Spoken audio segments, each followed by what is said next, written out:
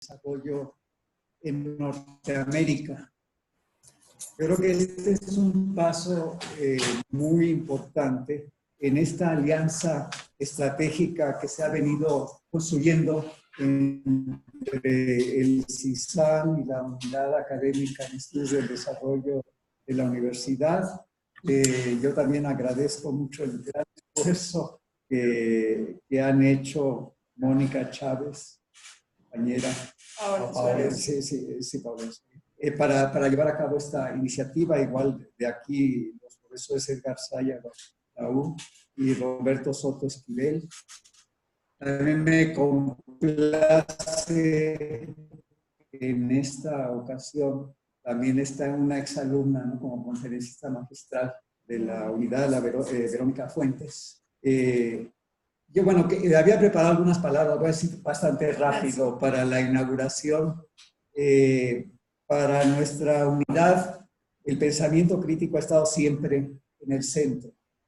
La discusión sobre la cuestión del desarrollo está estrechamente vinculada con el pensamiento crítico latinoamericano.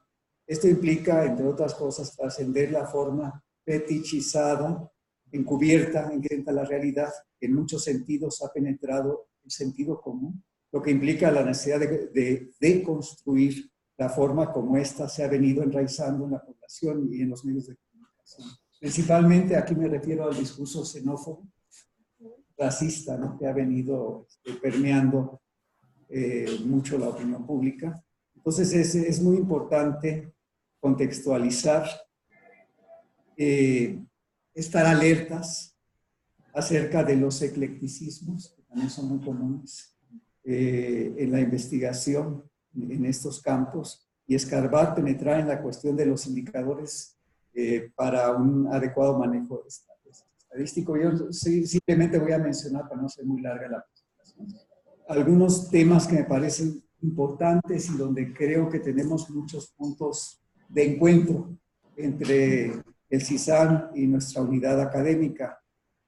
Por supuesto, el tema migratorio, el tema del Tratado de Libre Comercio de América del Norte y el TEMEC, que está ahora en puerta, en los temas de ciencia, tecnología e innovación, en los temas de las cadenas globales de valor, la cuestión también del imperialismo y sus nuevas formas, las nuevas disputas interimperialistas que se están dando, la cuestión que también aquí trabajamos muy a fondo del capital monopolista, el tema del intercambio desigual y las nuevas modalidades de intercambio desigual que ahora permean y que tienen mucho que ver con el Tratado de Libre Comercio, la cuestión de la clase trabajadora hoy, los nuevos movimientos sociales, la crisis civilizatoria epocal por la que atraviesa el capitalismo, y un tema al que mencioné al principio, que es el de la ultraderecha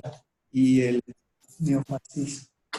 Ahora se está expandiendo, pues, a muchos rincones del planeta y pues tenía algo un poquito más largo que presentar, pero me parece que es importante pues ahorita obviar un poco esa parte y bueno, mencionar que me parece una excelente iniciativa. Enhorabuena por esta iniciativa y mis mejores deseos para el éxito de estas, que creo que van a ser intensas jornadas de trabajo que se van a realizar a lo largo de 3 días. Creo que van a ser jornadas muy fructíferas y que afianzan esta alianza que hemos venido construyendo con el CISAN y que para nuestra unidad, y esto lo quiero recalcar, es muy importante. Muchísimas gracias. Gracias, doctor. Ahora le damos la palabra a la doctora Graciela. Bueno, pues nosotros seremos, muy buenos días, doctor Delgado, doctoras Chávez y Suárez, muchas gracias por recibirnos a la distancia. Nosotros seremos sumamente breves en aras de que ustedes deben estar comenzando en 2 minutos.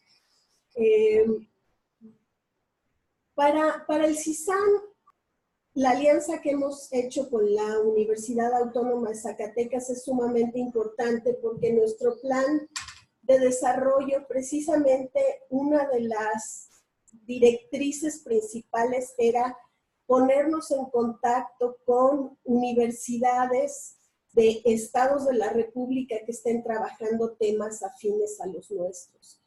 Y otra de las cuestiones que también es fundamental es que muchas veces las entidades, las instituciones signan convenios que generalmente se quedan en iniciativas de buena voluntad, y muy por el contrario, esta iniciativa de buena voluntad se ha convertido ya en un espacio real de trabajo. En un espacio real de trabajo que aprovecha las posibilidades que la tecnología nos da, puesto que allá en Zacatecas hablaban de las restricciones presupuestarias. Es cierto, ahora todas las instituciones tenemos restricciones presupuestarias, y en ese sentido es ideal que, si no podemos estar físicamente, podamos continuar trabajando a la distancia, pero cercanamente. Yo además me congratulo de que este equipo de trabajo de la UNAM y la Universidad de Zacatecas esté desarrollando metodologías propias para los estudios de nuestra región. Generalmente nosotros acudimos a los grandes teóricos. Muchas veces esos grandes teóricos provienen de la academia anglosajona, y a mí una de las contribuciones fundamentales de este gran equipo de trabajo tan serio es que proponga, a través de la interdisciplina de los miembros, una metodología en la que de una manera crítica se pueda estudiar la región de América del Norte y la relación que la región va teniendo con el desarrollo mexicano y de Latinoamérica.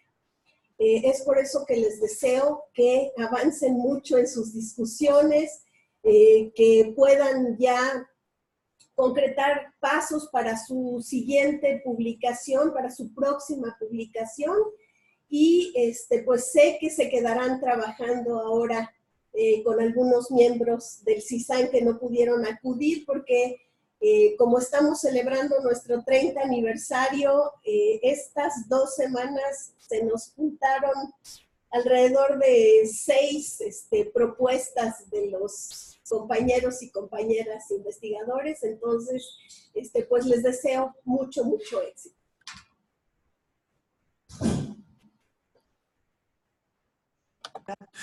Muchas gracias, muchas gracias. Aprovecho para saludar a Juan Carlos también. Ya. Saludos.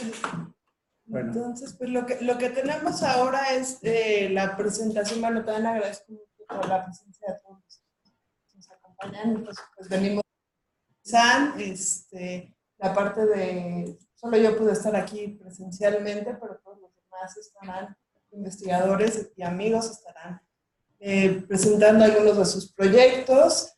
No sé si Juan Carlos quiera presentar ahorita su parte de, bueno, les presento al doctor Juan Carlos Barrón. Él es el secretario académico del CISAN y bueno, ha colaborado sobre todo de parte muy activa en la formación de este seminario, porque bueno, hemos tratado de hacer este tipo de relaciones con otras unidades académicas y con otros centros de investigación, sobre todo de manera presencial, y casi ya después de esto lanzarlo de manera virtual. Entonces, bueno, pues es la primera experiencia que vamos a tener. Y Juan Carlos, pues ha sido muy importante en la labor para desarrollar estos seminarios. Así que yo no sé si la parte de que presente Juan Carlos en este momento, pues sea lo ¿Iniciamos la mesa? Sí, okay. Iniciamos la mesa, ¿no? Con Juan Carlos. Entonces, sin más, gracias a la doctora Graciela, al doctor Raúl por las palabras. Quien habla es, digamos que está atrás de la cámara. Atrás de cámaras, el doctor Roberto Soto también forma parte del comité co-organizador de aquí, dentro de la Unidad Académica de Estudios del Desarrollo. Entonces, sin más, damos pie a la primera mesa de trabajo. Está programada de 10 a 11:30, pero somos muy puntuales y ya la podemos comenzar. Insisto, esto es porque paquete tiene un límite de 3 horas. Entonces, si no, no cierra el software, no cierra el sistema.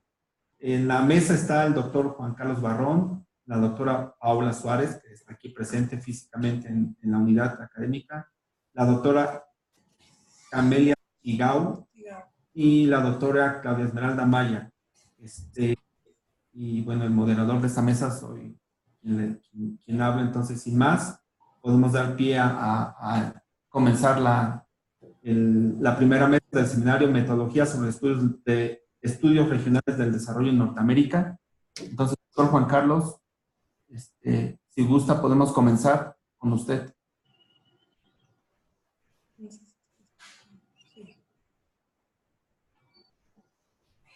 Si tiene cerrado el ¿Quién, yo? micrófono. No, nosotros estamos abiertos. Déjame. Juan Carlos. Sí. Ya, pues presentar el seminario. Ya estamos abriendo la primera mesa. Ok. Ya me dijo que llegaba. Entonces, si quieres, para facilitar el trabajo con ustedes, que comiences tú expresando o desarrollando tu propuesta, así como también cómo organizamos este seminario. Ok, muy bien. Muchas gracias. Muchas gracias por la invitación. Bueno, a mí es decir, todavía no hay documento de ponencia, ¿no? Más para estar seguro, ¿verdad? La ponencia es a las 10, ¿verdad? Sí, pero podemos empezar a hablar un poco sobre este seminario, Perfecto. También él ha sido pues, Sí. fundamental para el desarrollo. Sí. Sí. Bueno, entonces, ¿qué es lo que me pide? Que comience a platicar de su ponencia, de su trabajo. Sí, bueno, pues buenos días, espero que me puedan escuchar bien. Yo básicamente les quiero platicar un poco del trabajo que yo hago aquí en el CISAN y poner a su consideración la parte metodológica con la que yo trabajo. Yo trabajo una propuesta que es de mi autoría, que se llama Cibernética Crítica. Entonces voy a hablar un poco de qué se trata esto. Busca ser un método geopolítico, está en ciernes y bueno, pues se los platicaré brevemente para su consideración. La primera cuestión es que, cuando yo hablo de método geopolítico, a lo que me estoy refiriendo es a los distintos métodos para que se suelen utilizar para controlar o para conducir un espacio dado. En este caso, el espacio regional de América del Norte, desde una perspectiva del sistema de medios. Entonces, para ello, pues bueno, básicamente lo que he aprendido es a hacer una revisión de cómo distintos medios están acoplados en términos de energía, telecomunicaciones y lo que va adentro de los contenidos de los medios en sí, que es el sistema mediático. Entonces, a ver si quieres. Gracias. Este es el libro, no sé si se ve por allá. Ahí está. Y bueno, pues con mucho gusto algún día lo podemos presentar por allá.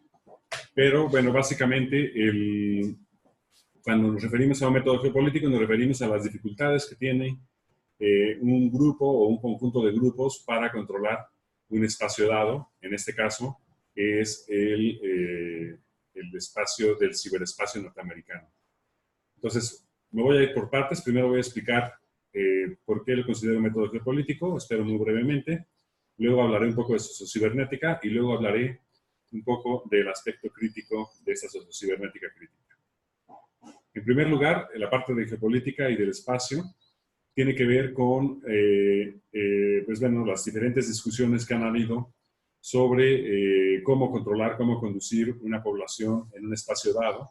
En este caso, pues bueno, se solía hablar de las dificultades para controlar un espacio terrestre, marítimo, aéreo, sideral y, bueno, más recientemente está en construcción, al mismo tiempo que está en disputa, la construcción del ciberespacio en el mundo y particularmente en América del Norte. Entonces, el sistema de medios es particularmente importante para hacer entender cómo funciona este ciberespacio norteamericano desde las tres perspectivas. Desde una perspectiva física, es decir, las antenas, los cables, los servidores, los transmisores. Desde una perspectiva, digamos, virtual, que es pues, la generación de estos espacios con que nos encontramos en este momento, en donde podemos establecer una conectividad, pero también hay un espacio dado dentro de esto que hace que las aulas sean de cierto modo, que nos tengamos que adaptar a ciertas cosas, que yo le esté hablando a esta camarita, que ustedes estén escuchándome en algún artefacto, etcétera, hace que pues, esa condición haga que la comunicación tenga pues, su peculiaridad. Y por último, pues bueno, el contenido en sí del mensaje, que suele ser estudiado ampliamente por los estudios de comunicación. En la parte de sociocibernética, pues bueno, básicamente la sociocibernética es una rama de la teoría de los sistemas aplicada al estudio de los sistemas sociales y particularmente a la conducción de los sistemas sociales. Básicamente la pregunta es ¿por qué es que los sistemas sociales actúan como actúan? Y en caso de que actúen, hay algunos actores que tienen mayor preponderancia para hacer que estos sistemas tengan cierta direccionalidad. Y en caso de que sí, la respuesta es que sí, la sociocibernética busca entender cómo se conducen esos sistemas sociales, cómo se van entrelazando las interacciones, las interdependencias, las interdefiniciones. Todo está dentro de dentro de la teoría de los sistemas, dentro de un paradigma constructivista y desde una perspectiva de complejidad. Entonces, pero básicamente, pues en la sociocibernética nos vamos encontrando que la disposición de las cosas para que sean de un modo o de otro nos permiten entender por qué ciertas reproducciones sociales o ciertas prácticas sociales son más fáciles de reproducir que otras y por qué, pues, digamos, otras reproducciones sociales, otras actividades, aunque sean legítimas, aunque sean racionales o aunque sean bien fundadas, les cuesta más trabajo encontrar solidaridad con otros actores sociales para una reproducción más amplia. Entonces, esos son los temas que preocupan a la sociocibernética, cómo se dan estos mecanismos, particularmente la combinación de sociocibernética con el estudio de la región y de la geopolítica, es que nos permite entender que los espacios son espacios socialmente construidos y que pues esa manera en la que están dispuestos los espacios y que están socialmente construidos afectan o predisponen un funcionamiento de los sistemas sociales, en este caso del ciberespacio y del sistema mediático de América del Norte en el ciberespacio. Allí, básicamente, lo que nos encontramos es que las diferentes corrientes que hay dentro de los sistemas complejos y de la sociocibernética en particular tienden a naturalizar o a ser demasiado descriptivos sobre el funcionamiento del sistema y, pues bueno, pues suele ser difícil establecer una posición crítica frente a esto porque tienen estudios, teorías que parecerían a veces naturalizar el funcionamiento del sistema, decirnos, bueno, pues así está puesto, disculpen, y pues eso pues ha generado roces entre autores de teoría crítica y de teoría de sistemas. Aquí lo que estamos intentando es dar un paso más allá, encontrar los puntos de convergencia para tratar de ver si es posible construir una confluencia de la teoría crítica con la teoría de sistemas a través de la sociocibernética crítica y a partir del estudio de un espacio dado como es el espacio de la región. Entonces, en mi caso particular, trabajo, bueno, sabemos que la teoría crítica tiene 100 años, muchas corrientes, no podríamos nosotros aquí hacer una gran explicación de cómo se han dado estas corrientes y de las contradicciones que hay entre ellas.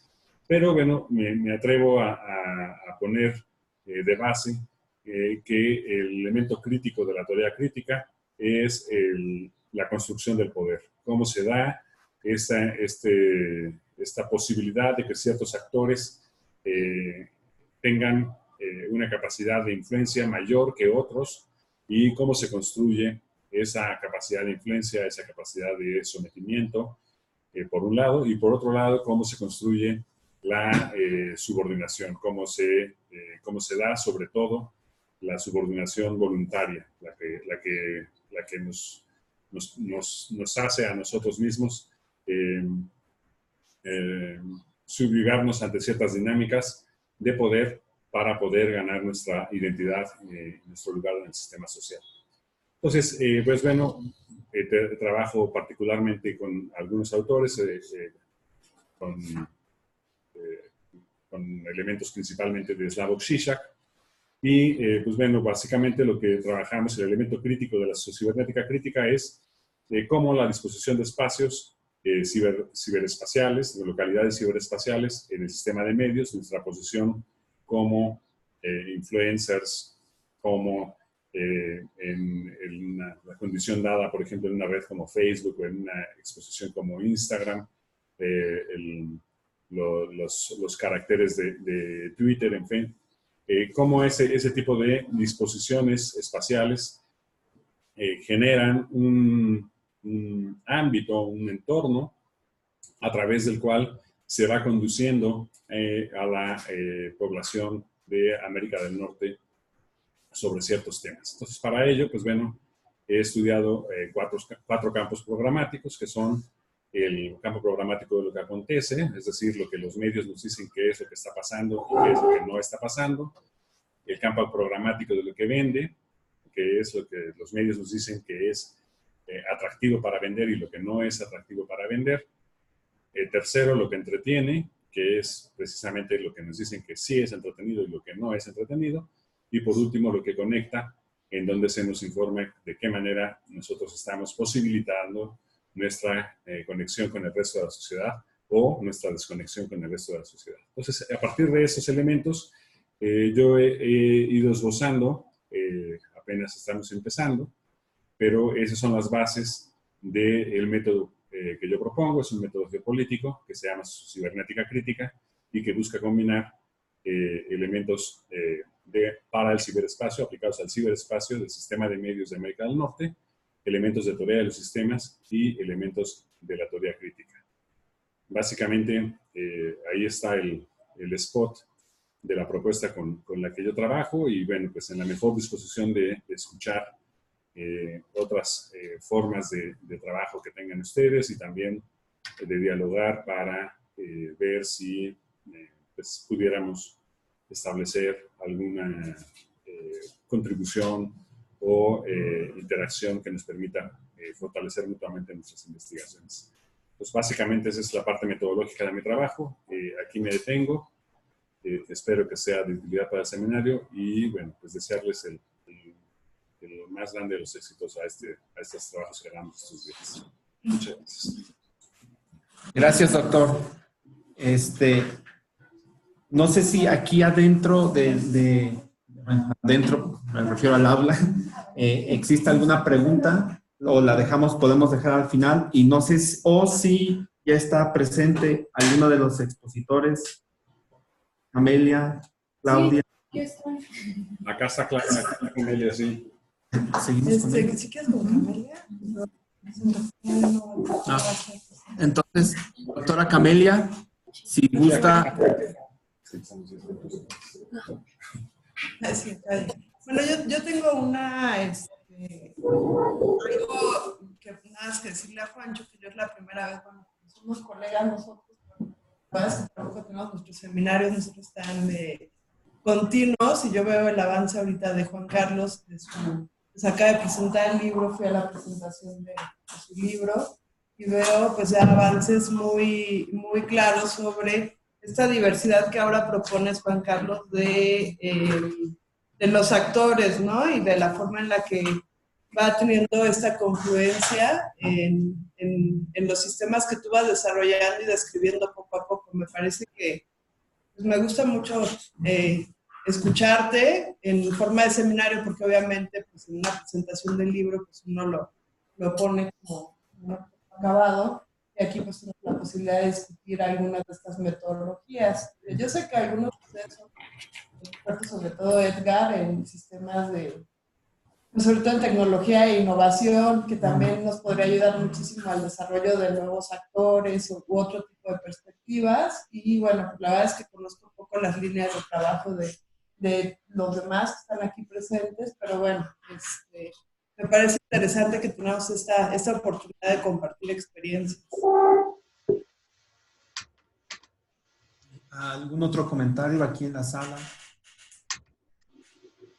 Yo creo que, bueno, en áreas de la dinámica, quizás vamos a continuar la siguiente expositora, y para hacer un comentario más articulado en función de lo que estamos trabajando, porque se nos acaba el tiempo con eso. A la una. Sí. Les voy a decir que... Sin más, entonces, te damos la palabra, doctora. Perdón, es que ¿Ya empiezo a hablar yo? Sí. Perdón, es que se cortó un poco el sonido y no entendí, pero bueno, voy a presentar lo que Pablo me encomendó que presente, que es mi proyecto de investigación en el CISAN, que se llama Zonas de Contacto de las Diásporas Calificadas en América del Norte, Diplomacia Pública para el Co-Desarrollo. Este proyecto lo empecé en 2015 y comenzamos ya 4 años de que inicié. Más bien podría hablar de los resultados y me parece muy interesante que lo presente ahora. Es la única vez que de hecho tengo oportunidad de hacerlo, porque será para mí un ejercicio de autoevaluación también. Cuando propuse este proyecto,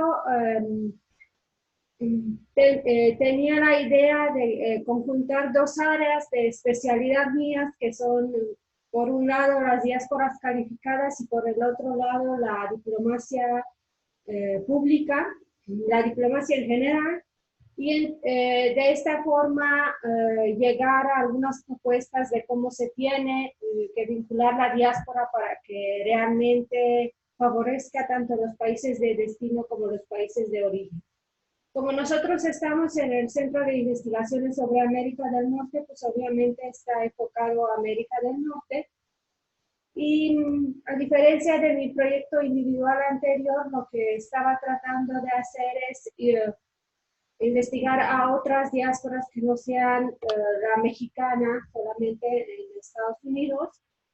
Esto por varias razones. En primer lugar, porque ya hay muchos estudios de la diáspora mexicana en Estados Unidos y quizás sea bueno tener otras poblaciones, otros enfoques de estudio. En segundo lugar, para comparar. En tercer lugar, porque está disminuyendo esa diáspora mexicana en Estados Unidos en términos de poblaciones de nuevas generaciones. Entonces, como ven, el título del proyecto quizás sea un poco, les parezca un poco rebuscado, porque habla de codesarrollo, de diplomacia pública, de zonas de contacto, que son términos que vienen desde la comunicación. Yo soy comunicóloga, estudié comunicación en la licenciatura, pero después todo mi desarrollo es en relaciones internacionales. Y pues como enseñanza para los colegas que están ahí, es esta idea de que siempre tenemos que retomar algo que ya manejamos bien, las metodologías que ya conocemos para sacarles provecho. El proyecto, como se lanzó en 2015, es anterior a todo este cambio de paradigma que hay ahora sobre la migración calificada. Todavía estábamos en la discusión de a quién favorece la migración calificada, se estaba hablando de la transferencia inversa de tecnología, en donde los países de origen pierden y los de destino ganan. Y pues ahora tenemos una discusión completamente al revés, o por lo menos un replanteamiento de la meritocracia, desde si realmente los países de destino como Estados Unidos o Canadá están siendo favorecidos con la migración calificada, tanto en términos económicos como culturales. Como parte de mi planteamiento del problema en ese momento, estaba yo estudiando evidentemente cuánto invertían los países con índices más altos de inmigración en el mundo en la ciencia y tecnología. Y, por ejemplo, los países con índices de migración neta más bajos en América Latina eran en aquel momento Jamaica, El Salvador, Nicaragua y México y Perú. Esto viene a contradecir un poco la idea de que en México tenemos una gran fuga de cerebros. Históricamente se ha visto que hay países donde la inmigración calificada es mucho mayor. En México hoy en día sería de unos 15% y hay países que sufren de una inmigración del 90% de su población altamente calificada. También a nivel mundial los países con más inmigrantes tienden a ser lugares cosmopolitas con una tradición de inmigración como Luxemburgo. 43% de la población de Luxemburgo es de origen extranjero, son migrantes. Suiza 28.9%. Y al contrario, los países emergentes reciben pocos migrantes, como es el caso de México. Todavía era esa la discusión. Y bueno, México todavía tiene menos del 1% de migración. Entonces, este era el marco en el que se planteaba el proyecto. Tenía yo varias preguntas de investigación, como, por ejemplo, ¿cuál es la representación social y política de las diásporas en América del Norte? ¿Su peso numérico se conecta con su nivel educativo y sus esfuerzos de organización? ¿Cuáles son las políticas de atracción de talentos en Norteamérica, en los países de la OCDE? Ahora, la pregunta de hoy sería al revés: ¿cuáles son las políticas de rechazo de talento, ¿no? ¿Cuál es la importancia de las regiones para el mercado internacional de competencias? ¿Cuáles deben ser las políticas públicas para los estados para manejar la migración en contextos como la intervención de compañías multinacionales o las organizaciones internacionales? ¿Cómo influyen los medios en la agenda de políticas públicas sobre la migración calificada? Y si los posibles migrantes escogen sus profesiones en función de la idea de emigrar. Es decir, si piensan emigrar y van a estudiar algo que les ayude a emigrar, como por ejemplo ingeniería, que es una profesión más exportable y para la cual se necesita menos certificación que, por ejemplo, la medicina. Estas eran las preguntas. Los conceptos básicos de este proyecto fueron las diásporas calificadas, entendidas las diásporas como población que vive en el extranjero, en una ampliación del concepto según Dina Ionescu. Calificado lo tomo tanto en el sentido cuantitativo de las personas que tienen estudios universitarios, como personas que saben muy bien hacer algo para el sentido cualitativo.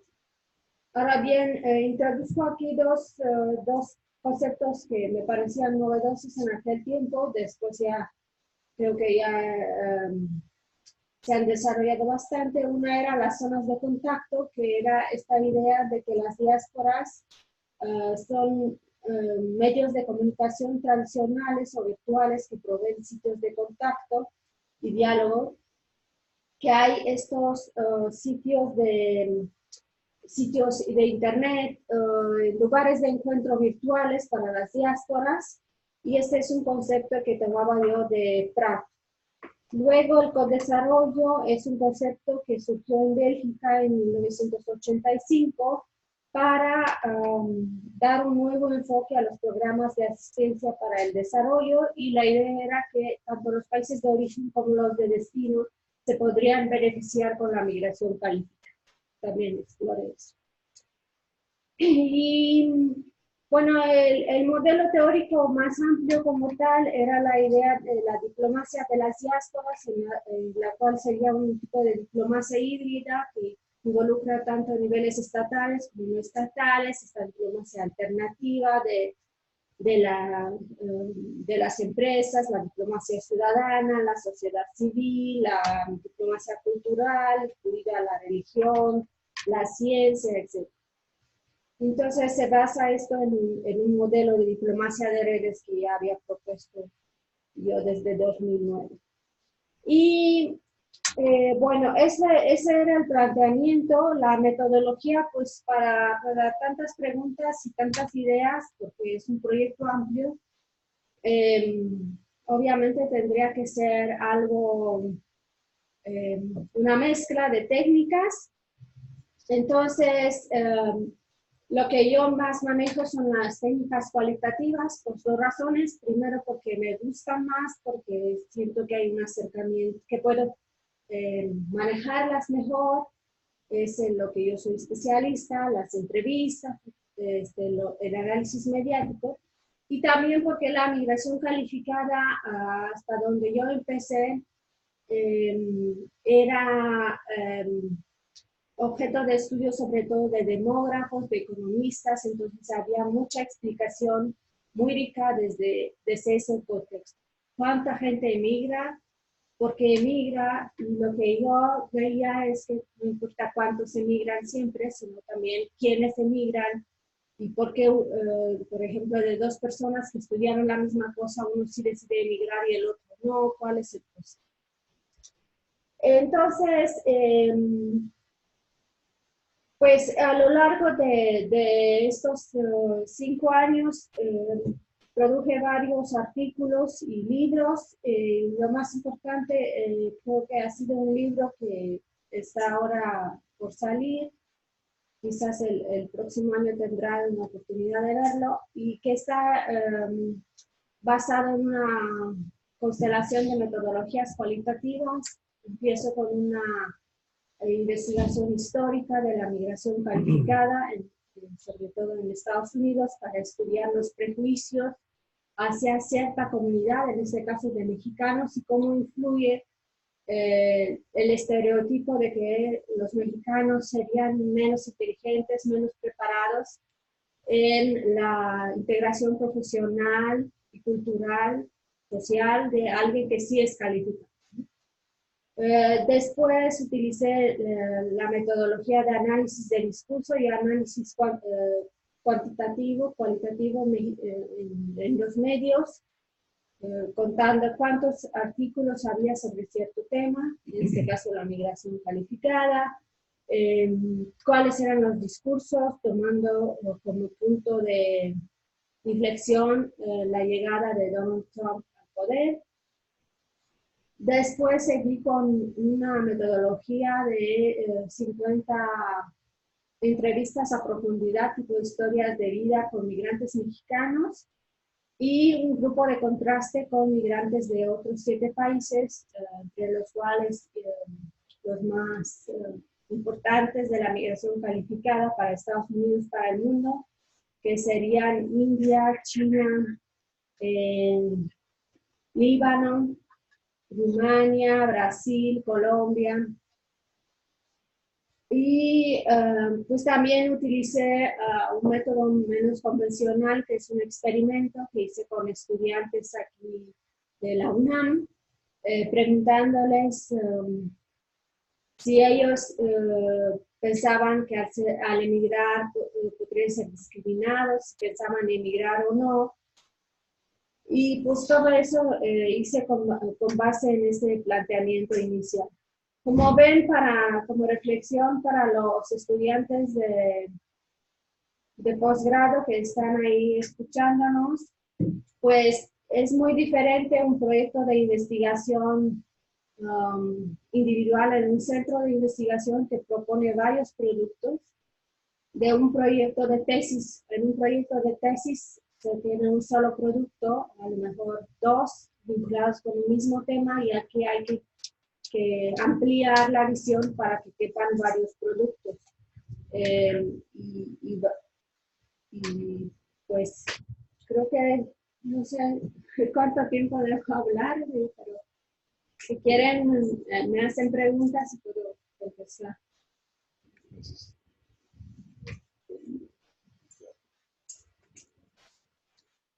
Es que está silenciado. Bueno, aquí escuchamos perfectamente todo. Pregunto, ¿dentro de la sala hay algún comentario o seguimos con la dinámica de exponer y hacemos preguntas generales a los participantes en el CISAN? Sí, doctora, si usted no tiene algo más que decir, le podemos dar la palabra a Paola. Adelante, Paola.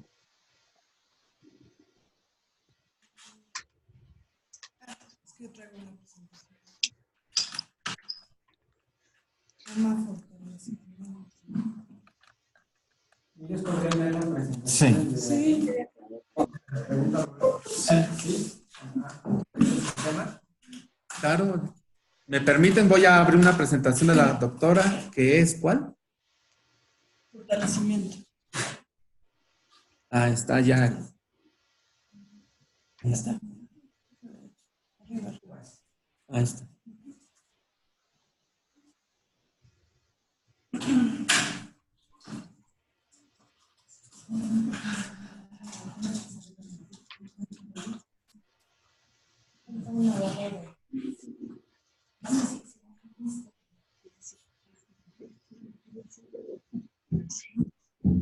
¿Quién lo sacó?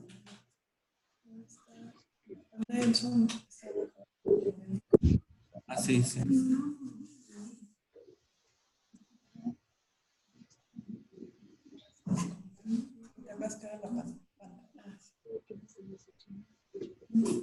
¿Ven ustedes la presentación? Sí, sí la vemos, doctor. Perfecto. Voy a poner la pantalla de la presentación para que solo vean eso y no vean los recuadros que están a su lado izquierdo. ¿Sí está bien? Sí.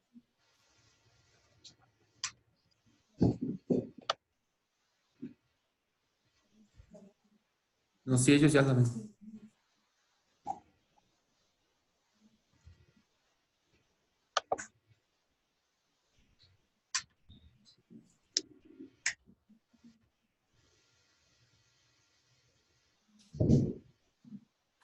Ahí está.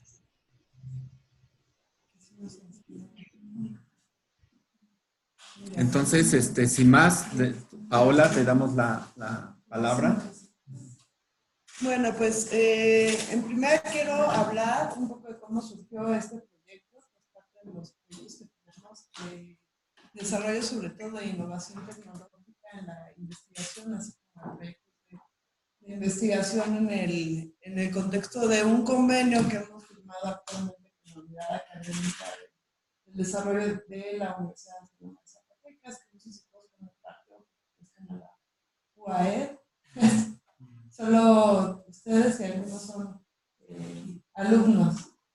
Y bueno, este proyecto surgió con la doctora Mónica Chávez. Hemos estado trabajando básicamente desde un primer proyecto que se desarrolló con la Universidad de Brown University y el Colegio de México, en la Ciudad de México, hace 3 años, sobre proyectos de investigación, de migración. Entonces empezamos a colaborar desde ahí. La primera mesa de trabajo que organizamos fue una mesa sobre los retornados y el fortalecimiento de la educación superior en la región de Norteamérica, que es el tema que yo he estado desarrollando y que sigo trabajando y que les voy a presentar a continuación. Y bueno, a partir de estas primeras mesas que fueron en el mes de noviembre del año pasado, ya empezamos a formalizar el convenio con la UAE. Y bueno, pues ahorita estamos ya con el arranque de un primer seminario de metodologías que básicamente tiene el interés de desarrollar metodologías, así como Camelia ya lo expresaba, que pues teníamos estas visiones de lo cuanti y de lo quali, pero poder compartir mayores experiencias con otros colegas y otros alumnos de nivel posgrado para mejorar este tipo de metodologías. Yo soy antropóloga de formación y también historiadora. Entonces, bueno, pues mis metodologías básicamente son quali. Ya me gusta mucho tener la oportunidad de trabajar con Mónica Chávez y con ustedes como colegas, porque tienen otro tipo de formación, ¿no? Entonces yo los leo, yo los escucho y me parece muy sugerente siempre conocer otro tipo de aprendizaje, no solo para poder externar ciertas dudas de cómo leer o cómo poder hacer otras metodologías, sino también para tener una visión mucho más crítica, ¿no? Y también ampliar nuestras temáticas de investigación en la región de Norteamérica, que son, ustedes saben, pues los temas se desbordan desde la migración, habíamos dicho ya estudios del desarrollo, tecnología e innovación, y bueno, pues son una serie de temáticas que estuvimos enumerando con Mónica, y bueno, pues la lista es inacabable. De los proyectos que llevamos hasta ahorita, llevamos un primer coloquio que se realizó en el CISAN, con colaboración con la Universidad Autónoma de Zacatecas y la Facultad de Economía, y tenemos este primer seminario que es básicamente ya el desarrollo que nos dimos cuenta que en este primer coloquio hace falta también realizar estrategias de método, en cuanto a lo metodológico, que es lo que más surge. Ya lo comentaba la directora, que somos pocos los que hacemos teoría y metodología a la vez, y que, bueno, pues nuestro interés básico en el centro, es poder romper con estos obstáculos, sobre todo en la metodología, y poder desarrollar en equipo, sobre todo tener colegas con los cuales discutir. Entonces, este espacio siempre abierto.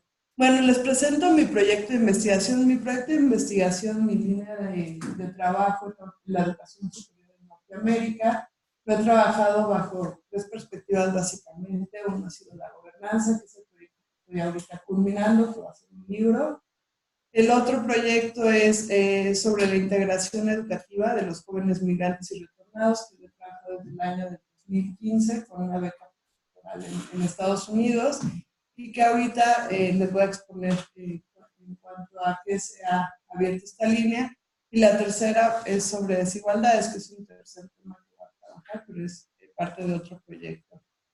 Con la discusión que hemos tenido con Mónica y también con la doctora Laura Vázquez, hemos visto la necesidad de incorporar poco a poco en las discusiones sobre Norteamérica a la región, el triángulo de norte de Centroamérica.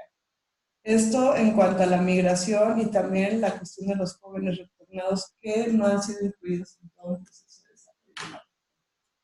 Yo auno a esto la relación que pueden tener las universidades de Norteamérica, sobre todo las de México y de Estados Unidos, para incorporar a estos chicos, tanto a los migrantes, los que van hacia allá arriba, como a aquellos que están regresando de sus países, y las oportunidades que no encuentran o vulnerabilidad que hay de estos niños en cuanto migrantes en situaciones muy específicas de crisis de violencia, también crisis migratorias, como es el caso de Honduras. ¿No? La siguiente. Bueno, esta es la introducción que se los acabo de decir. A grandes rasgos, la siguiente.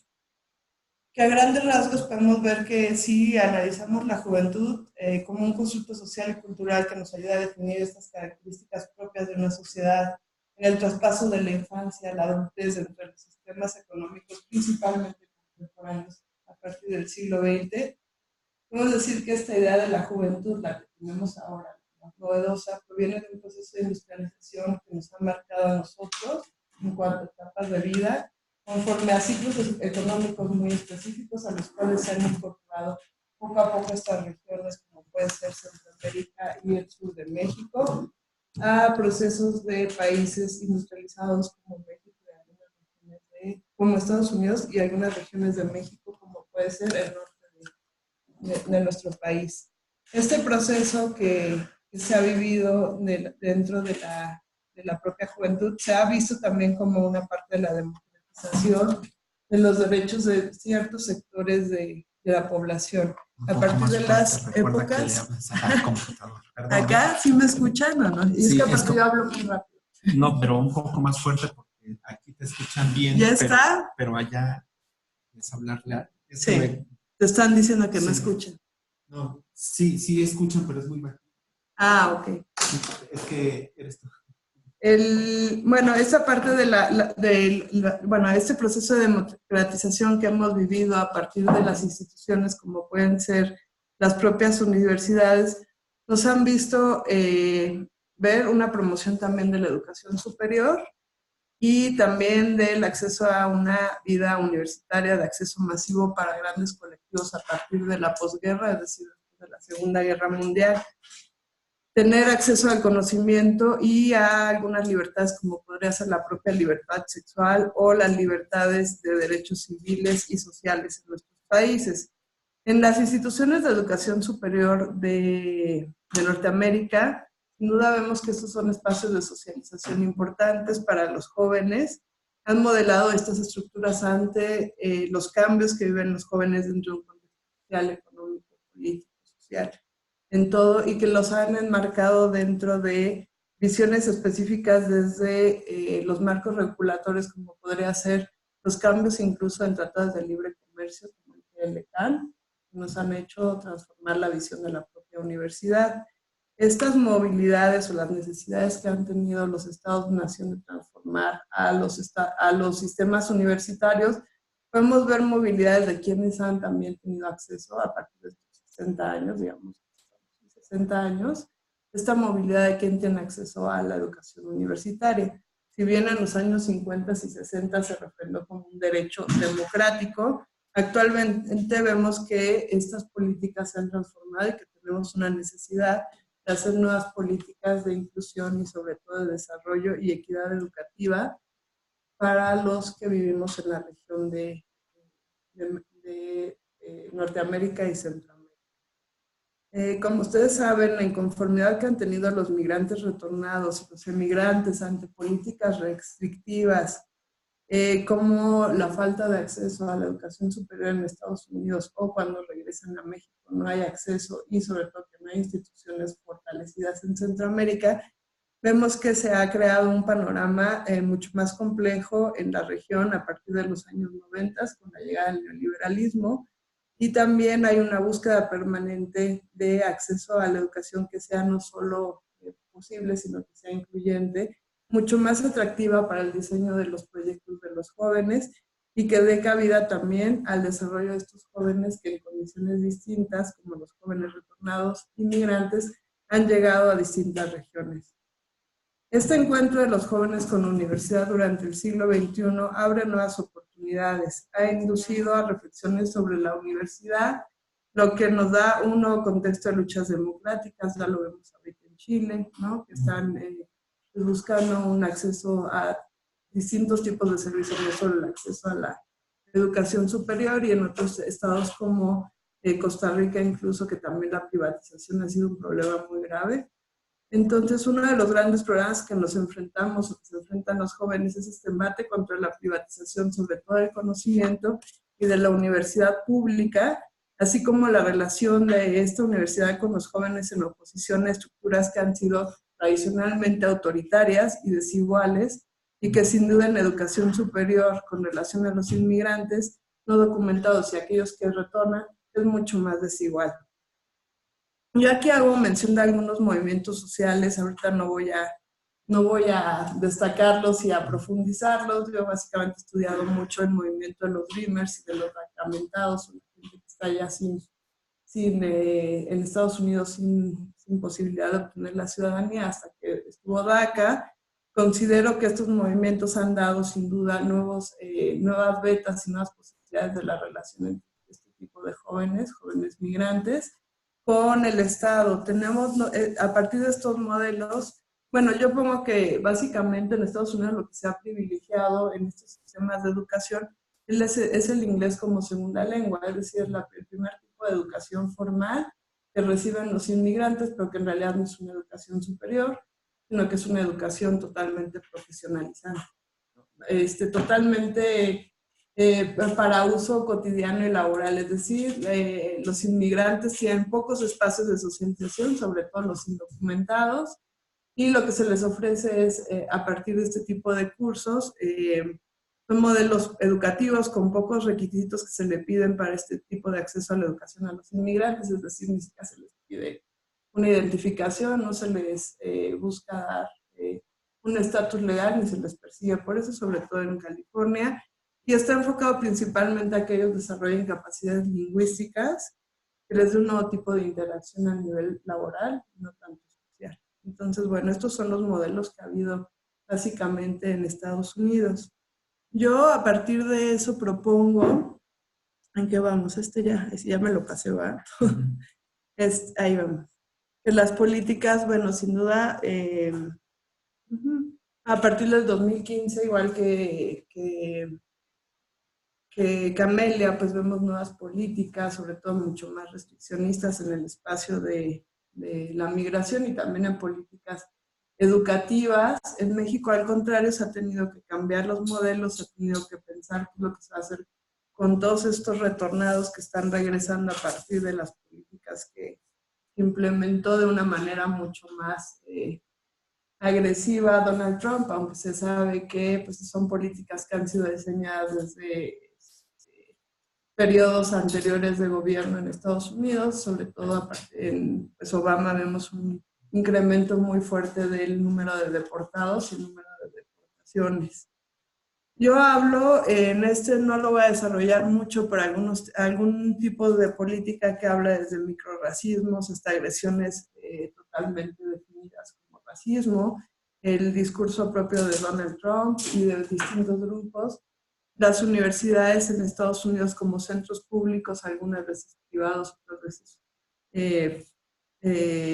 públicos, han hecho que se vuelvan líderes frente al gobierno de Estados Unidos. Si ustedes ven, pues tienen un liderazgo importante, sobre todo en la manifestación de la creación de la ciencia, el desarrollo de las comunidades migrantes.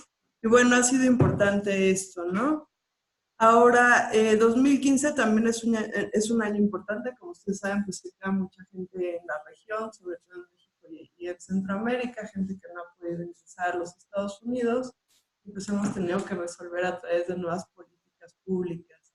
Un actor importante aquí ha sido ACNUR, que es el Alto Comisionado de las Naciones Unidas para los Refugiados, y la Comisión Mexicana de Ayuda para los Refugiados, que ha sido COMAR, que han tratado de impulsar desde el inicio, desde el 2015, nuevos tipos de políticas públicas y algunos diseños que sirvan de una manera integral para el desarrollo, respetando la soberanía de cada uno de los países. Aquí les pongo alguna situación, no voy a hablar mucho, como ven la situación es compleja, mientras que en un lado pues está haciendo todo el regreso a que estamos buscando implementar algunas políticas. Esa es parte de la estrategia que necesito yo entender de una manera mucho más fuerte para hacer el proyecto más sólido.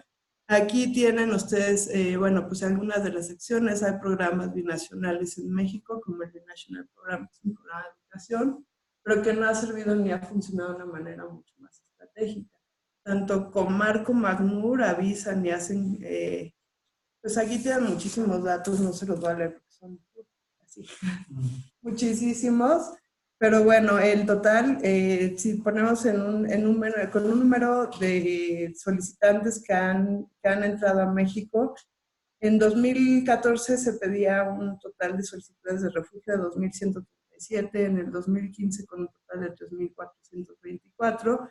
En 2017 ya hubiera aumentado al doble esta proporción con un total de 8.788, y la última cifra otorgada por la COMAR en 2017, ya esta cifra subió casi al 14.596, ¿no? Con un total o con una referencia que este proceso ha cambiado y se ha delineado, que siendo uno de los países que más están pidiendo o haciendo algún tipo de solicitud, es el 29.2% del total, son de Honduras, el 27.7% de Venezuela, el 25.4% de El Salvador y un total de 17.7% de Honduras. Mientras que en años anteriores el segundo país más importante era El Salvador y Guatemala. Ahora tenemos que Venezuela pues, se presenta en el panorama mucho más fuerte, ¿no? Una de las cosas que dice ACNUR en este sentido es necesario, entre otras cosas, ajustar la política migratoria y de protección a refugiados en México con el fin de respetar plenamente las obligaciones en materia de derechos humanos y de protección internacional adquiridas por el país. Si bien estos son algunos de los datos que ahorita les leí, se los dejo si los quieren revisar. Yo pongo que básicamente pues algunas de las acciones que se han hecho en cuanto a los refugiados han sido mínimas. ACNUR ha apoyado, por ejemplo, en el desarrollo de las escuelas. En cuanto a educación superior, hay muy poca política referente a, como ustedes saben, pues son migrantes de tránsito, así es que no se ha pensado en una cuestión de cómo incorporar a estos jóvenes que están haciendo solicitudes de asilo. Yo solo encontré el caso de un programa que está en Saltillo, que se está tratando de incorporar a los jóvenes, no solo en la fuerza laboral, sino que también se está tratando de darles educación, sobre todo en ingeniería. En este programa se les dieron, junto con Comar, se les dieron a 1,000 jóvenes la posibilidad de abrir un programa con trabajo para solicitantes del refugio que ya tenían refugio con educación, ¿no? Y eran básicamente jóvenes que vienen con familia, es decir, con 2 o 3 niños, y son mujeres, una buena parte de los solicitantes, el 48% de ellos, de estas 1,000 personas refugiadas, son mujeres y niños. Bueno, estas son las cosas que tenemos en México. Sin duda, podemos ver la invisibilidad que ha habido en cuanto al desarrollo que se sabe en la región. Las universidades en Centroamérica, como ustedes saben, no son pues, nada fuertes. Y el programa sobre todo de desarrollo que se tiene sobre todo en la región del norte es El Salvador, Honduras y Guatemala. No hay una política específica para la reincorporación, sobre todo de los chicos que están regresando, pero lo más importante es que tampoco hay en el plan de desarrollo, como sería nuestro plan de desarrollo de aquí de México, una noción específica sobre la educación superior. Entonces, pues, sigue siendo un área poco prioritaria. Ya no hablamos de ciencia y tecnología, entonces cuando se dice sobre el desarrollo de estos chicos, pues la verdad es que el contexto en Centroamérica se ve bastante limitado para el desarrollo de estos jóvenes. Una fortaleza obviamente mucho más importante en cuanto a estas instituciones en la región de Norteamérica, pero pues no podemos hacer ningún tipo de comparativa en cuanto a desarrollo en esta cuestión porque pues ustedes saben que la región es bastante desigual. Entonces sería, yo aquí pongo ya nada más dos partes importantes sobre los deportados, pero sobre todo los deportados que hemos sacado nosotros, los propios mexicanos. Cuánto nos ha ocupado a nosotros y en Centroamérica el interés ha sido muy bajo. De hecho, pues no hay interés en la educación superior. En México sí hay algún tipo de atisbo, sobre todo en estos deportados. Ya hay algunas universidades que han trabajado sobre esto. Hay Campus Santuario, que es una idea que se hizo en Estados Unidos, a partir sobre todo de Donald Trump, que también llega en el 2015 a México. Cada una de las ciudades Santuario, tanto en Estados Unidos como en México o Campus Santuario, tiene una idea distinta y protege de una manera distinta, mientras en Estados Unidos se está protegiendo que no entren los migrantes. En México se está dando cabida a estos jóvenes que están regresando, ¿no? Tienen lógicas completamente distintas.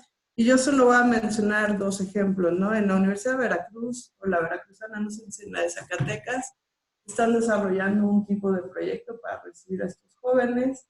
En la UACM ya hay un programa, sobre todo con base en este tipo de acciones afirmativas que existen en Estados Unidos, es decir, ellos lograron incorporar una acción afirmativa dentro de sus protocolos de bienvenida a los migrantes retornados. En la Universidad Nacional, en la UNAM, estamos desarrollando un programa de educación bicultural y bilingüe por primera vez una maestría o un posgrado profesionalizante para los jóvenes retornados. Y bueno, una de las cosas que se dice es que muchos de estos chicos pues no pueden escribir ni sobre todo no pueden expresarse escritamente en la forma del español. Entonces, bueno, se les permite entregar casi todos sus trabajos en el inglés. Y estas son algunas de las pequeñas acciones que se han trabajado. Como ven, las políticas pues no han sido muy amplias en cuanto a educación superior, pero se están desarrollando y pues yo estoy trabajando ahorita en este proyecto que estaremos colaborando en los siguientes meses con Mónica, sobre todo. Estas son algunas, esta es la última. A mí se me olvidan los PowerPoints.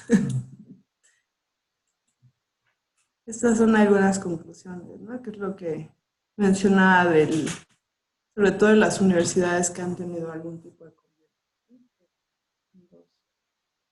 con las organizaciones no gubernamentales que han desarrollado este tipo de políticas. Pero bueno, un poco para hacer el ejemplo en la UNAM no es posible no entrar con un proceso de selección, y en la UACM se logró que estos chicos entraran sin proceso de selección.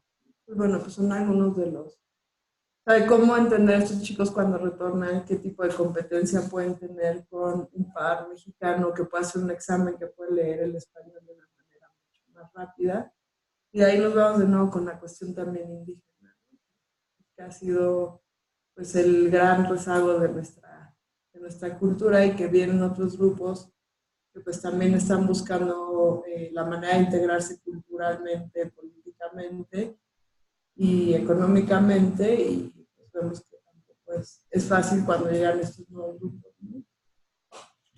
Entonces, pues, lo que podemos hacer ahorita es... Ya está.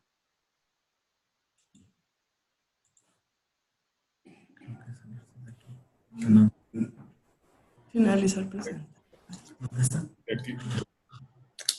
Muchas gracias, se escuchó perfectamente y se pues, pasó toda la transmisión muy bien. Está aquí también ya Claudia Maya. Claudia sí va a presentar. Bueno. Entonces, para seguir la misma dinámica, tenemos la última presentación de esta primera mesa. Bueno, Claudia no ve al que habla, pero soy Roberto, Claudia. Atendible, Roberto. Bueno, como soy inconfundible, entonces te voy a llamar. Como bien, Esmeralda, podemos comenzar la presentación. Insisto, tenemos un límite de tiempo para dichas presentaciones por cuestión de la plataforma, si no nos sacan, literal. Claudia, damos la palabra para que haga esta presentación. Esta mesa debe terminar a las 11:30, entonces, por favor, no te extiendas tanto. Ok, no te preocupes. Por respeto lo digo, porque si no nos sacan el... Entonces, Claudia Maya, la doctora Claudia Maya, también investigadora de CISAN, va a tomar la palabra en esta sesión virtual en la Universidad Nacional. Claudia. ¿Qué tal? Buenos días. Agradezco la invitación de la doctora Paola para participar en esta mesa, y es un gusto nuevamente estar en contacto con los colegas de Zacatecas y con los colegas de la Facultad de Economía UNAM. A mí se me pidió hablar un poco del trabajo que realizo aquí en el CISAN, y pues voy a hablar un poco de eso y al final quizás aterrizar algunas conclusiones. Lo que realmente estoy haciendo aquí en el CISAN es tratar de analizar la integración económica y financiera de América del Norte. He empezado por analizar cómo han sido las transformaciones en las estructuras financieras de Estados Unidos, algunas cuestiones de política económica, porque es a través de la cual yo estoy estudiando la integración con México, Estados Unidos, y finalmente hablaré también de algunos aspectos de Canadá al integrarse a esta globalización financiera, particularmente a la economía estadounidense, y los efectos que las políticas estructurales también están trayendo en la economía estadounidense. Entonces tengo que empezar por decirles que, bueno, como ya todos conocemos, la crisis financiera del 2007-2008 fue un parteaguas en la forma en cómo teorizamos los problemas económicos y financieros desde la perspectiva del proceso de financiarización. Prácticamente era inexistente la palabra financiarización en los textos convencionales, no obstante, los alcances tan devastadores y profundos de la crisis financiera de 2007, que tuvo su origen en el corazón de Estados Unidos, es decir, Wall Street, llamó la atención de prácticamente todas las áreas del conocimiento de las ciencias sociales. Entonces, en un primer momento pudimos entender cómo la innovación financiera, la desregulación financiera y todo el proceso de compra y recompra de acciones detonaron la crisis de 2007, ¿no?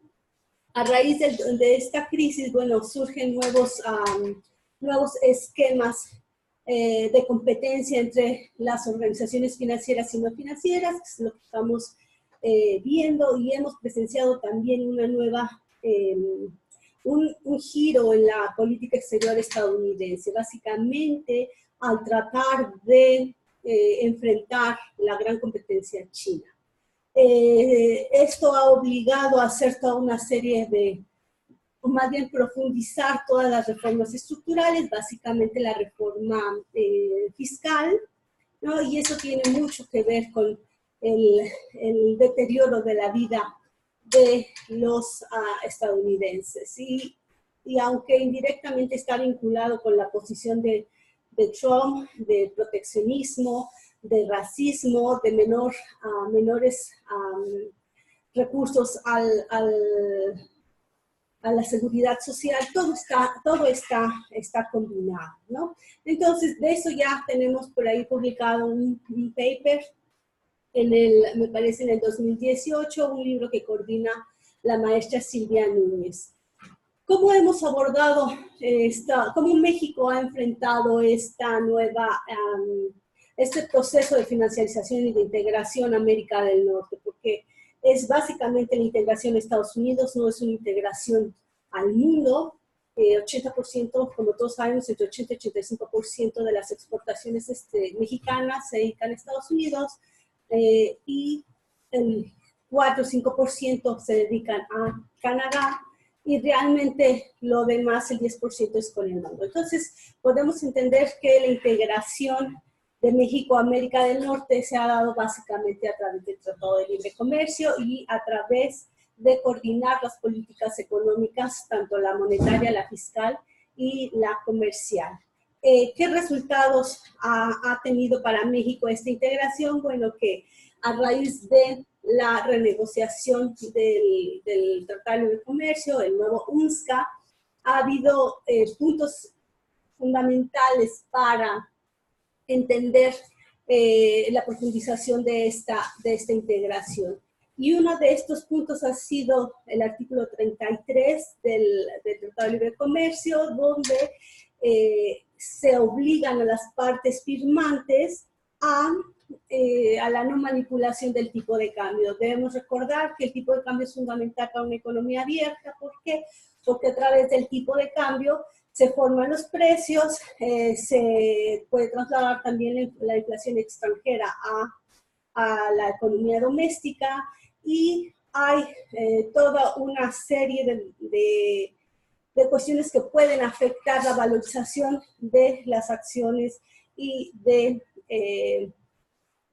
los precios de los activos financieros. Entonces, el tipo de cambio es una variable fundamental para una economía que no tiene control sobre su propia moneda, para una economía que tiene o que se rige bajo el bajo la dinámica de una moneda fuerte, en este caso el dólar.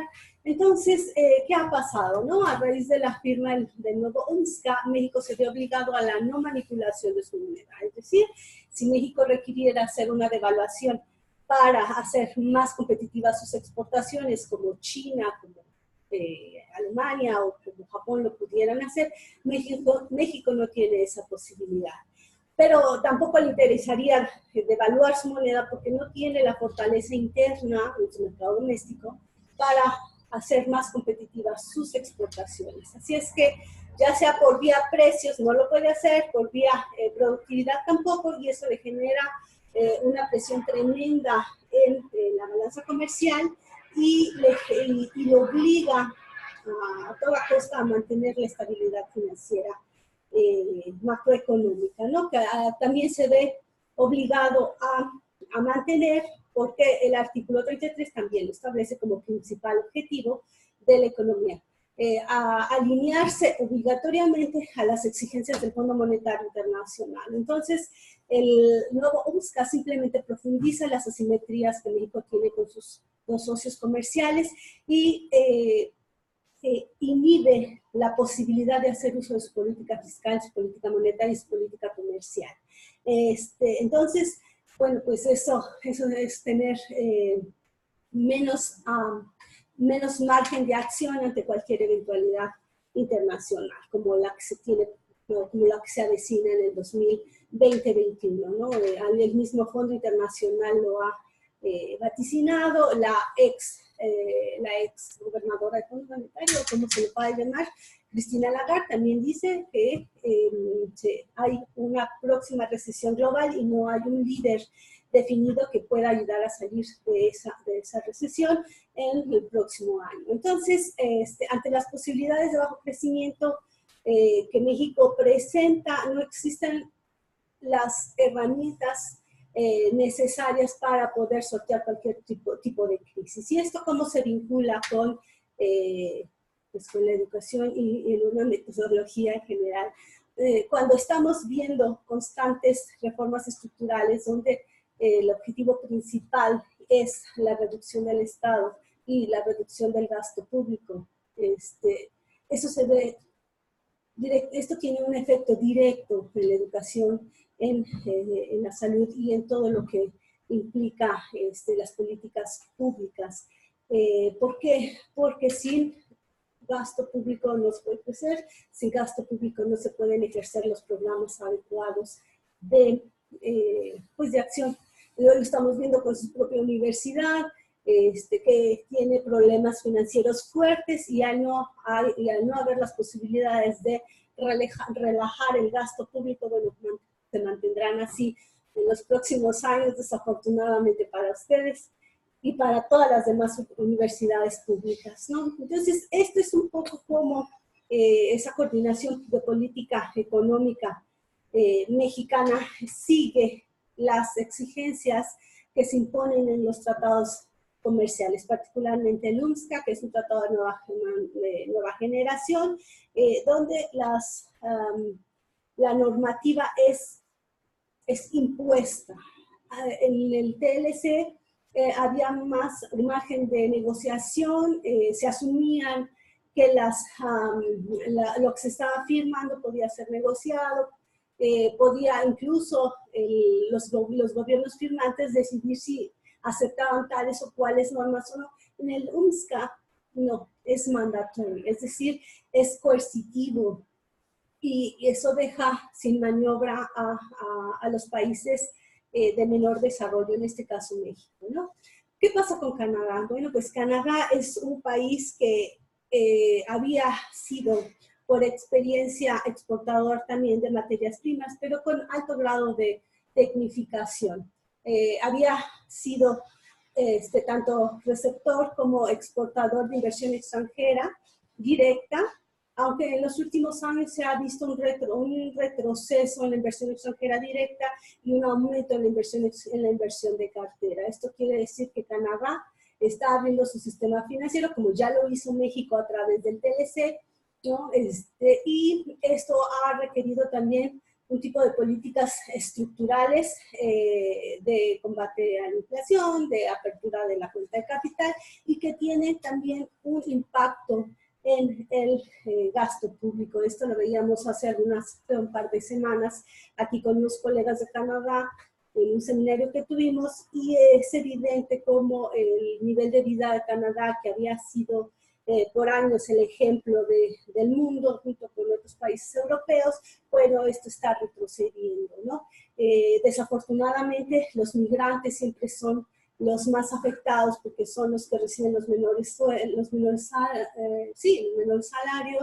y los empleos más riesgosos y de menor calidad. Entonces, estamos viendo que el proceso de financiarización y que se refleja en la integración financiera de América del Norte está afectando las tres economías, no solamente las economías más débiles o la economía en desarrollo, sino que las propias economías desarrolladas como Canadá y Estados Unidos, al implementar políticas estructurales enfocadas a reducir el gasto, están viéndose afectadas en el nivel de vida de su gente, ¿no? Y están abriendo cada vez más sus cuentas de capitales y sus sectores financieros enfocados al crecimiento de las bolsas de valores de los tres países. Pero por tradición, la economía más abierta y más financiarizada ha sido Estados Unidos, y ha utilizado los tratados de libre comercio, en este caso México-Canadá, para expandir y para exigir también una mayor profundización financiera en estos dos socios comerciales. Entonces, eso es lo que estamos viendo en lo que estamos trabajando simultáneamente las tres áreas, los tres países como área. Cada uno tiene sus propias connotaciones porque tienen distintos procesos históricos, distintos grados de desarrollo, obviamente distintas culturas, ¿no? Lo más cercano son Estados Unidos, Canadá, pero en México siempre ha sido el más rezagado y el más afectado con esta integración. No dudo que haya sectores de punta que son los más beneficiados, como el sector automotriz, el sector aeroespacial, que además son sectores transnacionales. México no tiene capital como tal ahí, proporciona los espacios, las exenciones fiscales y toda la infraestructura, pero realmente no tiene una inversión propia, no es dueño de un volumen de acciones en estos sectores. Y bueno, habría que ver de qué manera verdaderamente podríamos beneficiarnos de esta integración financiera y comercial.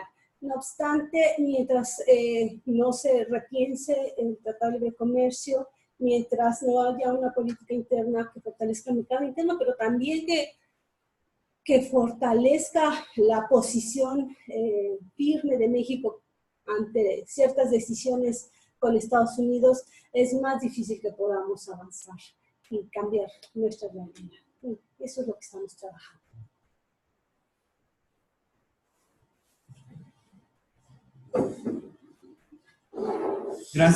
Gracias Esmeralda. Ahora sí, son los 4 participantes de parte del CISAN. Les recuerdo que a las 11:30 acaba la sesión. Después de 11:30, según el programa, 11:45 hay un receso, si no me equivoco, para no equivocarme. En ese periodo nos vamos a salir para volver a iniciar la otra sesión para que nos dure las otras 3 horas. Así es el sistema de Zoom. Pero creo que ¿funciona bien? Bien. Por parte del CISAN ya expusieron los doctoras, Juan Carlos Barrón, Paola Suárez, Camelia Tigao y Claudia Maya. Por parte del doctor Juan Carlos Barrón, habló en términos generales de la teoría crítica aplicada al ciberespacio, cuestiones de ciberespacio, tecnología. Camelia habló sobre migración calificada. Paola, claro, habló sobre educación y migración, políticas educativas para los retornados, etc. Y bueno, y Esmeralda habló sobre cuestiones, aspectos financieros, financiarización en la región de América del Norte, o dicho de otra forma, el proceso de integración de América del Norte. más para el lado de Estados Unidos, Canadá, aunque incluye Canadá en sus estudios, y todo esto con el proceso ante un proceso de financiarización. Entonces, esas son las investigaciones que están realizando. En la siguiente sesión tocará ahora al personal de estudios de desarrollo hablar sobre sus investigaciones, pero antes de eso tenemos espacio para algún comentario, preguntas hacia los expositores. Insisto, el primer expositor fue el doctor Juan Carlos Barrón, el segundo expositor fue la doctora Camelia Tigao, en ese orden, sí, después Paola, que está aquí presente, Paola Suárez, y virtualmente Claudia Maya. Yo tengo algunas dudas, comentarios que tienen que ver con la cuestión de metodología. Soy Edgar Sayago, soy responsable del programa en Estudios del Desarrollo, y más adelante conocerán un poco más de lo que hago y demás. Pero por orden de aparición, a Juan José, yo le quería preguntar, Juan Carlos, perdón, si estás explorando dentro de tu investigación este aspecto de, ¿nos congelamos?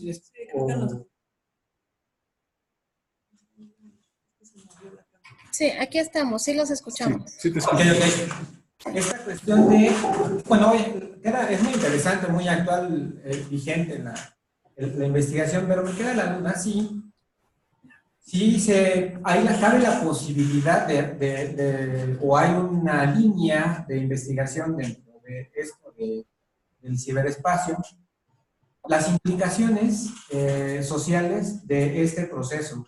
O sea, viéndolo o problematizándolo como una frontera para, ya que estamos hablando de la financiarización, de incorporar a la gente a esta nueva frontera de acumulación vía, pues la finanza virtual. Me explico. Porque normalmente cuando uno se empieza a integrar a estos esquemas en el ciberespacio, necesariamente para integrarte plenamente tienes que darte de alta mediante una tarjeta de crédito, poder bajar aplicaciones. Es un club, ¿no? Entonces, y para formar parte de ese club, si no tienes tarjeta o no puedes pagar, incluso una suscripción de un teléfono inteligente, pues ¿cómo te incorporas? Claro, está las laptops y demás, pero también tiene una incidencia, una implicación de integración financiera a todo el proceso. Yo lo veo, al escucharte, lo veía como una nueva frontera de acumulación de capital, ¿no? Y cuáles serían las implicaciones de eso, ¿no? O no sé si lo vayas a estudiar o lo tengas. Para Camelia, una duda, una pregunta. Yo no sé si dentro de bueno, y eso aplica para todos ustedes, si han logrado o si han implementado estrategias metodológicas cualitativas que tengan que ver con la etnografía de laboratorio.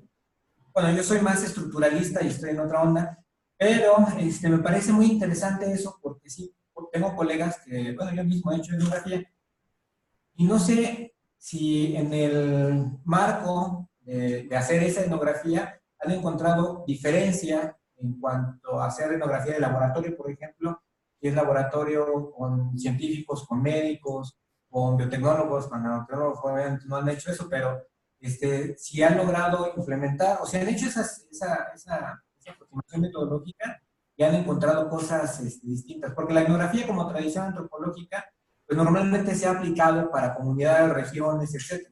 Pero ahora, por el área en que estoy de innovación, sí veo que la etnografía de laboratorio ha tomado un papel pues preponderante en los análisis de las relaciones microsociales.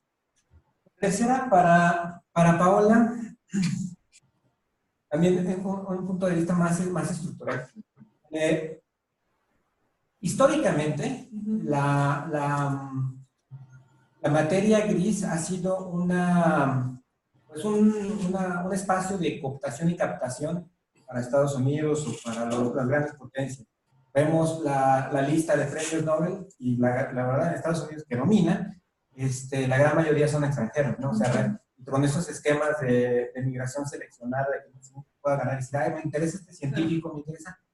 Y otros esquemas también en Silicon Valley y demás, que parecieran más agencias de headhunters, realmente de innovación y desarrollo, porque se la pasan viendo que desarrollan otras compañías para comprarle las patentes y demás.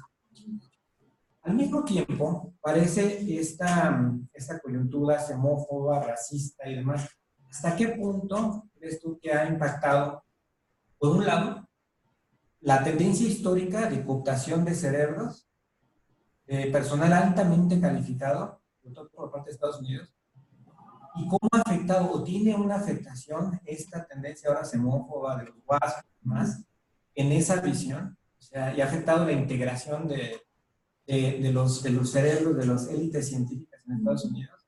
Es diferente, bueno, o asumo que es diferente la integración de un científico que es candidato a premio Nobel o que ha hecho grandes contribuciones y alguien que llega por la frontera a lavar atrás. No lo sé. Y en la última exposición, bueno, se lo dejo a Roberto, porque Roberto es el que está en la onda de las finanzas y demás. Esas serían mis preguntas. ¿Algún comentario más en esta sala?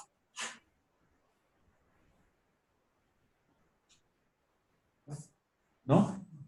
No, al parecer no hay comentarios. ¿Alguna respuesta? Recordando que son 11:12 y a las 11:30 se cierra el sistema. Me encanta la pregunta. Entonces, Bueno, a Claudia yo le puedo hacer miles de preguntas porque es interesante porque ella y yo nos formamos cortados de la misma tijera. Su visión obviamente es una visión heterodoxa, una visión post-keynesiana. Entiendo todo lo que está hablando. Tal vez me voy a reservar cuando yo presente, porque así puedo interactuar más fácil con ella. Porque cuando yo presente voy a hablar de 3 temas en particular. Son microfinanzas, paraísos fiscales y fondos de pensión, todo desde un punto de vista financiarizado. Entonces, evidentemente comprendo todo lo que, bueno, casi todo lo que Claudia está exponiendo. Obviamente para mí es interesante escucharla a ella. Muchas veces les he dicho aquí, en este centro, escuchar, así les digo aquí, a mi gente, pues es para mí sensacional porque hablamos el mismo lenguaje, entonces no me siento solito. Entonces ya cuando escucho a Claudia Maya, pues me teletransporto y comprendo lo que ella habla. Más en este mundo, bueno, si quisiera hacer alguna pregunta, tú hablaste muy poquito sobre China. ¿Cómo va a impactar este proceso? Porque se supone que China, si medimos a China por medio del Producto Interno Bruto, PP, paridad de poder adquisitivo, ya desbancó a los Estados Unidos. China y Asia acaban de conformar un banco de inversión de infraestructura. Entonces, al parecer va a desplazar o busca desplazar al Fondo Monetario Internacional, al Banco Mundial. Entonces, nuevo configuración de financiera a nivel internacional, esa nueva estructura, bueno, hablando con el lenguaje, ella me va a entender perfectamente, esa nueva arquitectura financiera que está creando a partir del crecimiento que está teniendo no solo China, porque es Singapur, Vietnam y las, entre comillas, estados asociados a China, Hong Kong, China, Taipei, etcétera. Estamos hablando de una potencia que busca desplazar, no sé si sea su objetivo, desplazar a Norteamérica, a Estados Unidos. Yo creo que sería interesante profundizar más en ese proceso de China, Asia en general, China en particular y algunas otras naciones. A mí me llamó mucho la atención esto de la creación o la conformación ya puesta en marcha del Banco Asiático de Infraestructura. Entonces yo creo que esto es un parteaguas que no lo habíamos visto en la década de los 90. Yo recuerdo muy bien que se platicaba que se tenía que crear nuevas fuentes de financiamiento y ahora pues está esta fuente de financiamiento. Lo que está haciendo Rusia con cambiar sus reservas no tanto en dólares, sino ahora en oro.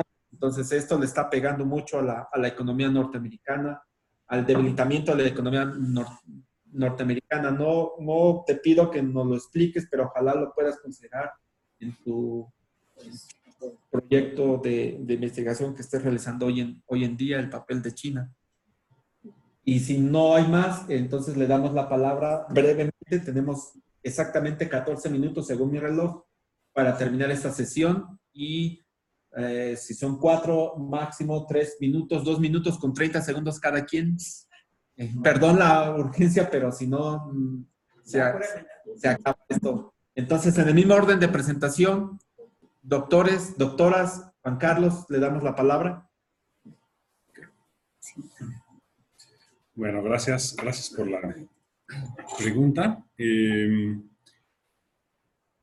Bueno, a diferencia de mis colegas, yo elegí enfocarme nada más a la parte teórico-metodológica, pero te agradezco mucho la pregunta. En mi primer parte del proyecto de investigación trabajé sobre el funcionamiento del sistema mediático, desde cómo los corporativos mediáticos estadounidenses establecían, digamos, las condiciones a partir de las cuales se lleva a cabo la comunicación no presencial de la región. Y por lo tanto, pues bueno, pues digamos, no es una cuestión determinista ni estructural. Por supuesto que hay una agencia por parte de las personas y de la audiencia y de todo eso. Sería muy largo explicar toda esa cuestión. Pero bueno, era importante dejar claro cómo estaba pues dispuestas las cosas, la estructura tecnológica para que posibilitan la comunicación no presencial en la región. Ahora estoy iniciando un nuevo proyecto y aprovecho tu pregunta para platicarte un poco sobre esto. He decidido enfocarme a la parte de las localidades transnacionales ciberespaciales, es decir, espacios de convergencia entre personas de origen mexicano, de origen estadounidense y de origen canadiense en plataformas de internet. Pueden ser diferentes tipos de espacios. En una primera etapa, básicamente lo que estoy intentando es distinguir la cuestión de la interacción social, el entorno cuando estamos adentro del internet, la sensación de entorno virtual. No me gusta llamarle virtual porque es un entorno que se puede tornar tremendamente real. Y el entorno, digamos, que queda invisibilizado en la interacción por internet, que es el entorno propiciado por los cables, los servidores, las telecomunicaciones y los administradores de las plataformas, los administradores de los routers, del Wi-Fi, en fin. Entonces, de tal manera que la interacción social dentro de la localidad transnacional ciberespacial sea el centro de la investigación. Esto será el trabajo que estaré haciendo los próximos 3 años. Entonces, pues bueno, te agradezco mucho la pregunta. Con gusto habrá oportunidad de seguir conversando sobre estos temas. Muchas gracias.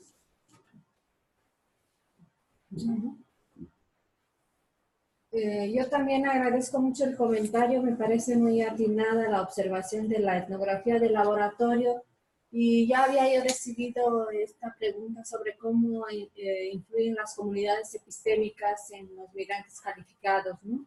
Que era algo que se puede relacionar con tu comentario.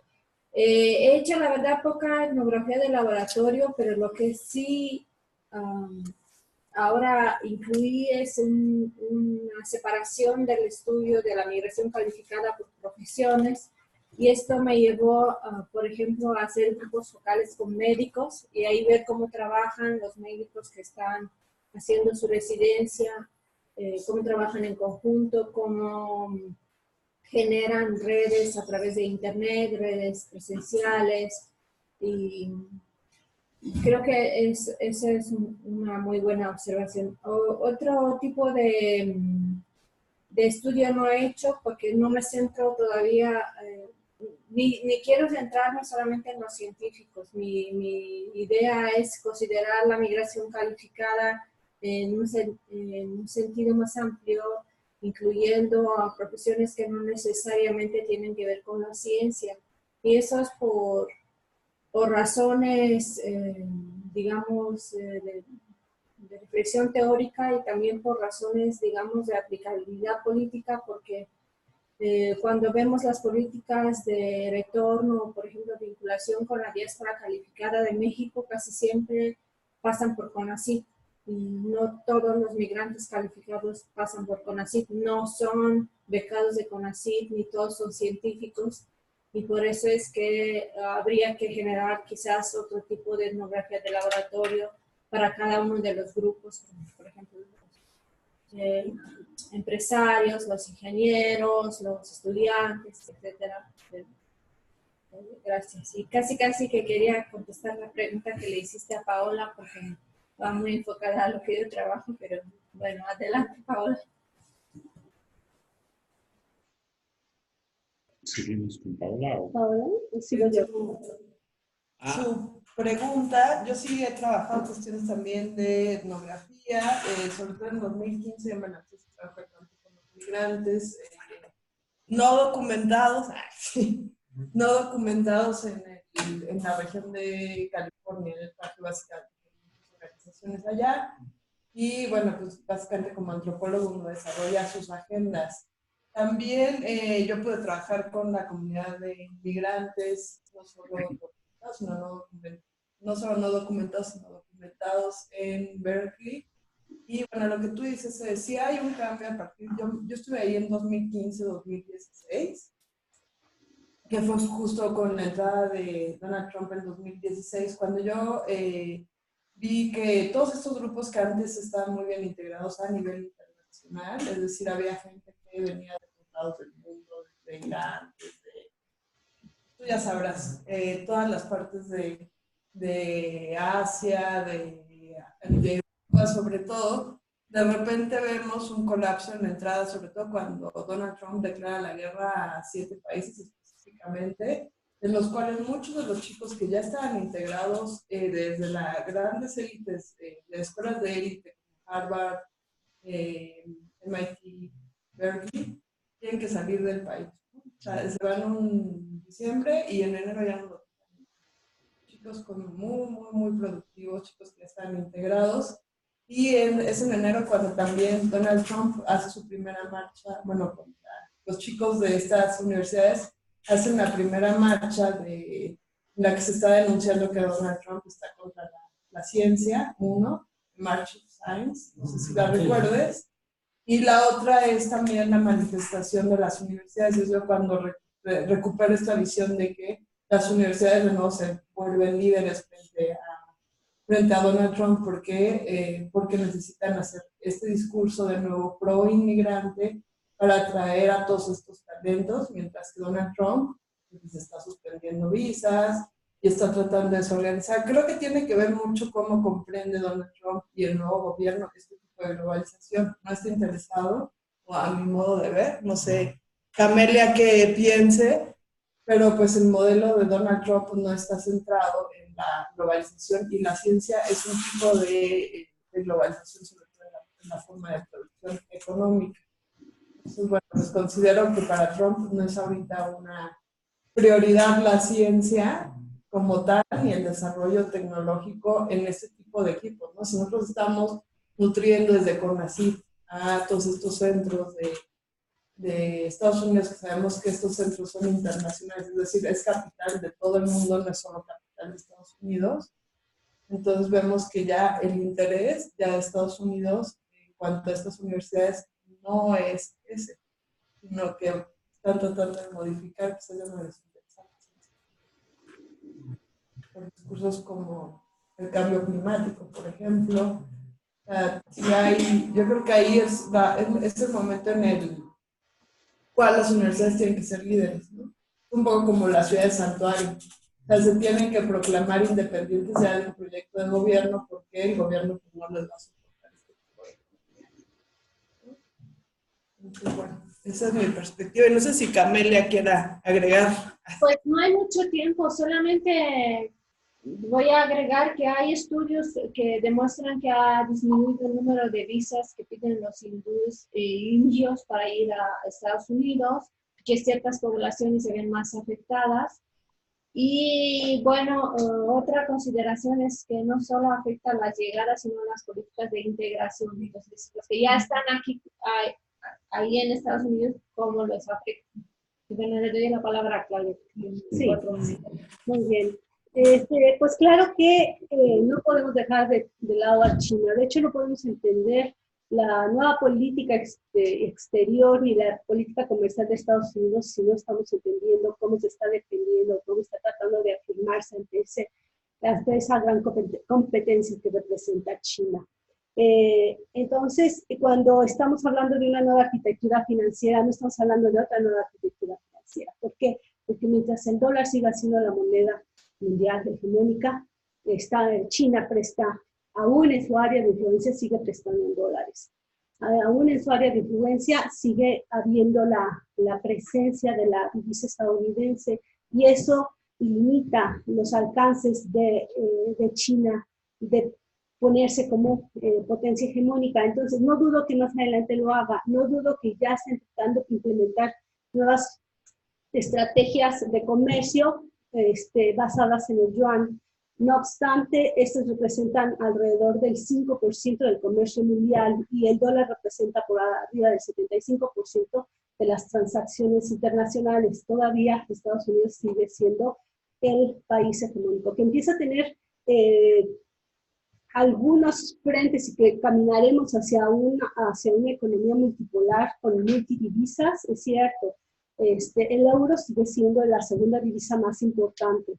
Entonces, esa política de esa nueva arquitectura financiera internacional, si se sustituye por el yuan, es exactamente lo mismo. Volvemos a entender lo que representa la liquidez en las transacciones, tanto financieras como comerciales.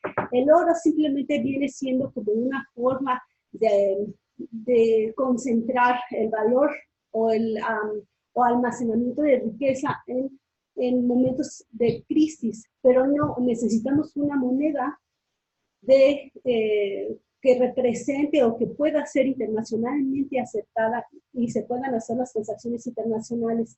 Entonces, esas monedas esas monedas fuertes van a tener superioridad en relación a los otros países menos fuertes. Entonces, sigue siendo lo mismo. Habría que hacer una dinámica de monedas locales acorde a las capacidades de las economías con, digamos, condiciones paralelas o con menos diferentes, si podríamos ponerlo, y entonces podríamos hablar de una nueva arquitectura financiera internacional. Si China emula las estrategias financieras y comerciales de Estados Unidos, va a ser exactamente lo mismo, pero en su zona de influencia. Entonces, habría que repensar que es una nueva arquitectura financiera internacional. Y si no entendemos cómo está actuando China a nivel internacional, no podemos entender por qué Estados Unidos está actuando y implementando ese nuevo proteccionismo, ¿no?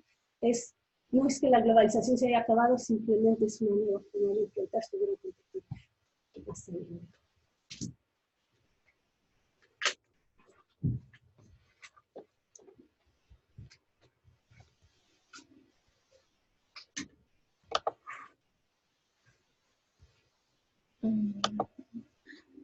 Un momentito, doctor, porque no lo escuchamos. Si pueden desmutear su micrófono, por favor. Sí, perdón. Decía que agradecemos a los participantes en el CISAN virtualmente y físicamente aquí a Paola y a los participantes aquí en la unidad académica. Nos desconectamos brevemente 10 minutos para volver a hacer el enlace y continuar con el programa restablecido. ¿Estamos de acuerdo? Sí. Entonces, gracias a todos. Nos vemos en 10 minutos.